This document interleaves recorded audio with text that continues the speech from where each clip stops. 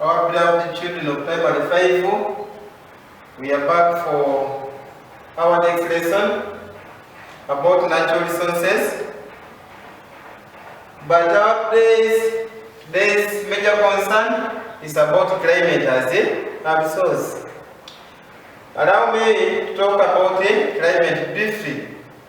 There is us to define climate, and even us to give the difference between climate and the weather. So if you look at climate, climate is the average weather condition of a place recorded for a long period of time. We are saying that climate is the average weather condition of a place recorded for a long period of time.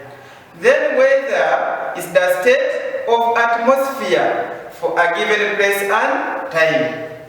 Weather is a state of the atmosphere for a given place and time. Then we have the elements of climate. So if you look at the elements of climate, one, we have rainfall, we have temperature, we have sunshine, then we also have wind. So we can look at the major elements of climate. So the most important element of climate is rainfall.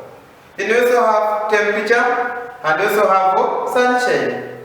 So if that's to give the elements of climate, one, think of rainfall, think of temperature, and we can also think of sunshine. Now, which element of climate is suitable for human settlement? That one is rainfall. Then if you look at Uganda, in Uganda we have 4 major climatic zones. Like we have equatorial climate, we have tropical climate, we have semi-desert climate. Semi-desert climate is experienced in the northeastern part of Uganda. Then we also have mountain climate or mountain climate.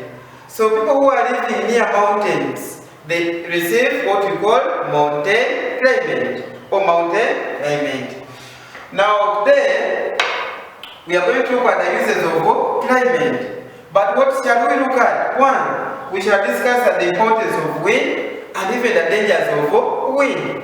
What are the importance of rainfall and even the dangers of rainfall? Then lastly, we shall also look at the importance of sunshine and also dangers of sunshine. Like now, the first one, we are looking at wind. Remember, these are elements. We are looking at elements of climate.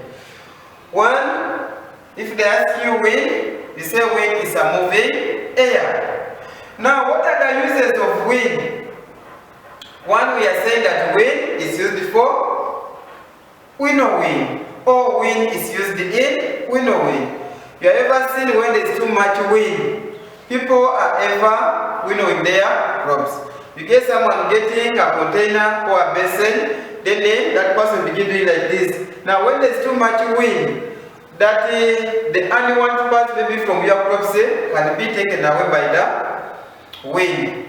If there are some stones, there are some parts that don't want from your seeds, then they can be taken away by that too much wind. Then we have sowing seeds. So we talk of sowing, like now when you are planting, where we sow the seeds. Look at now rice, look at millet, look at sorghum, look at simsim when they are planting. So a person can easily sow the seeds. So we have wind being used for sowing seeds. Then you have drying people's growth. Like an example, we always wash our clothes at night. Then you wake up in the morning, you find when your clothes are dry. So wind is used for drying people's clothes. Then you also have pollination. Wind helps in pollinating, find the pollination of crops. Now they can ask you, give any 2 uses of wind to people. So we have looked at the uses of wind. Now what are the dangers of wind? Just imagine that we are experiencing too much wind, stronger wind. What will happen? One, we can talk of destruction of property. So too much wind can lead to destruction of people's property. E.g. crops, e.g. houses. So too much wind can destroy people's houses. Too much wind can destroy people's crops.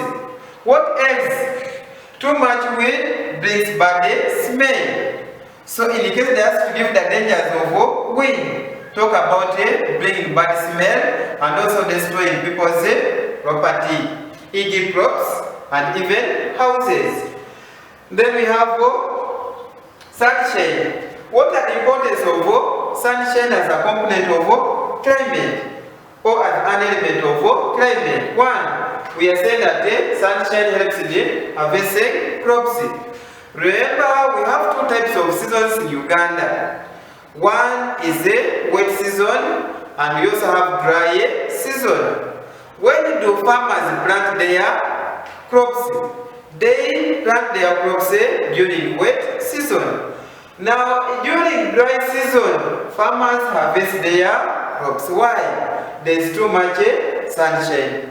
So when there is drought or when there is sunshine, then farmers are being advised to harvest their crops. So sunshine is used for drying people's crops.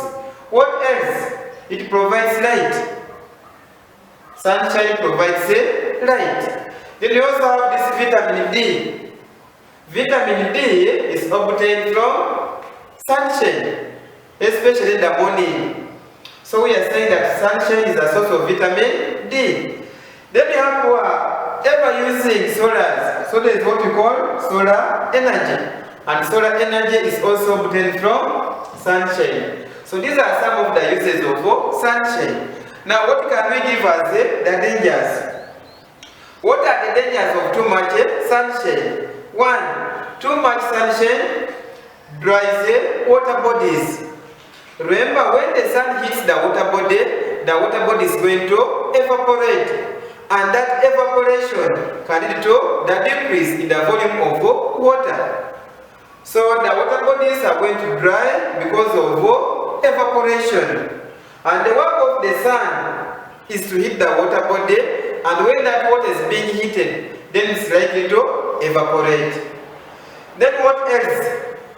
Too much sunshine dries pasture for animals. Look at the cattle keepers. They are ever moving from place to another, looking for water and pasture. So in the case of too much sunshine, then water and pasture will become a problem to cattle keepers. Then too much sunshine causes dust. There will be too much dust. That's why if you remember, if you look at our school, we always plant grass. So we plant that grass to help in controlling dust. Then even too much sunshine can dry people's crops. So those are some of the dangers of too much sunshine. Now we have the third one as rainfall, the third element or component of climate. What are the uses of rainfall?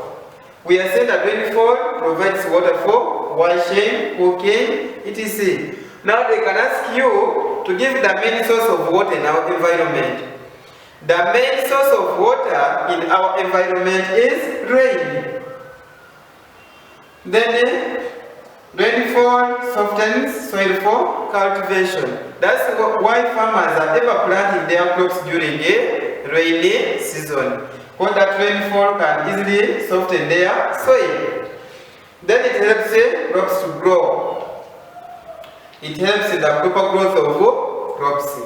So these are some of the importance of rainfall. Now what are the dangers of rainfall? One, we have floods. The first one is floods. You ever seen in Kampala during rainy season? Kampala is ever full of water. So that is now floods. And floods can lead to destruction of people's crops, people's houses, or even they can make transport difficult. Then we also have soil erosion. Too much rainfall leads to soil erosion, especially people who are living in mountainous areas. So there's that problem of soil erosion and landslides.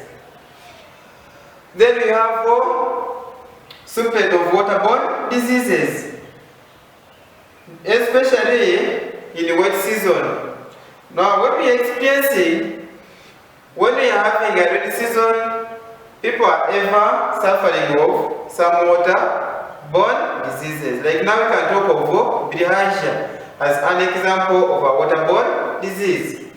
So today's concern has been about to look at the uses of climate. And I said under climate we have the elements.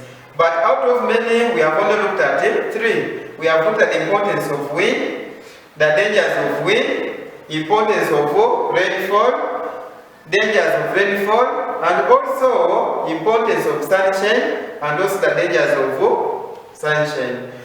Now, how can we conserve climate? How can we conserve climate? So we can say that one way of conserving climate is by practicing what we call afforestation and reforestation. When we plant more trees in an area, remember trees help in rain formation, and we type of rainfall. That one is convectional rainfall. So, my beloved children of primary 5, today's lesson has been about climate as a resource, the definition of climate, the elements of climate, the importance of these elements of climate, and even their dangers. So allow me to end my lesson by appreciating you for being attentive to me.